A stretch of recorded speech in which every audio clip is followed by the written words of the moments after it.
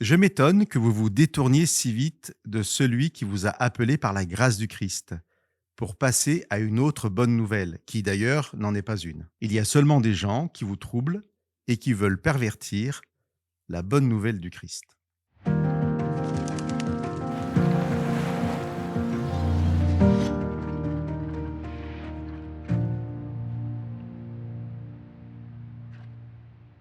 Le mot évangile en français est juste la transcription d'un mot grec. Sa traduction est bonne nouvelle. Suivant les Bibles, nous aurons donc dans le texte évangile ou bonne nouvelle.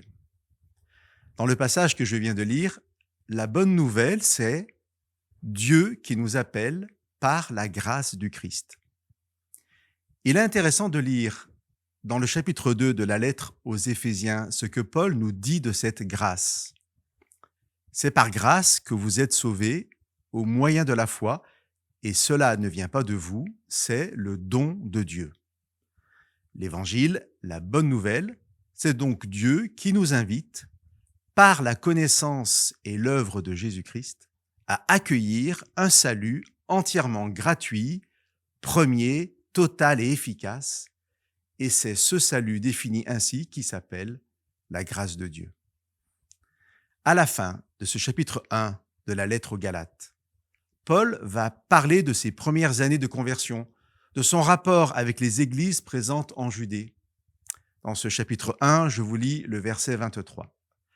Les églises de Judée avaient entendu dire « Celui qui autrefois nous persécutait annonce maintenant, comme une bonne nouvelle, la foi contre laquelle il s'acharnait. » Ainsi, après le rappel de la grâce de Dieu, Paul ajoute la notion de foi. La foi est donc aussi partie entière de l'Évangile, de cette bonne nouvelle. Relisons simplement le passage dans la lettre aux Éphésiens que je vous ai déjà lu. C'est par la grâce que vous êtes sauvés au moyen de la foi. Imaginons, chers amis, que vous soyez en train de mourir de soif et que l'on vous présente une cruche d'eau fraîche. Mais vos mains sont attachées dans votre dos. Vous avez face à vous l'eau qui vous sauve, mais on vous empêche de la prendre. La grâce de Dieu est l'unique source d'eau fraîche, source du salut et de la vie.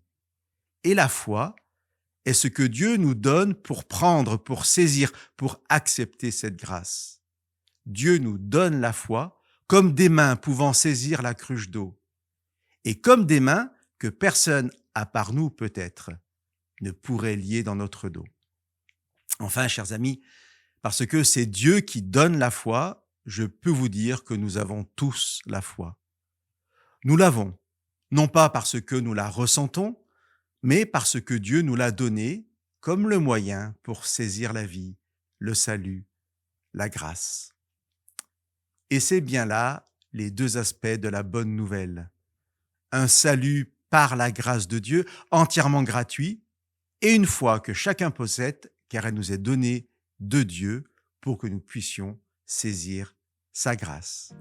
Chers amis, que Dieu vous bénisse.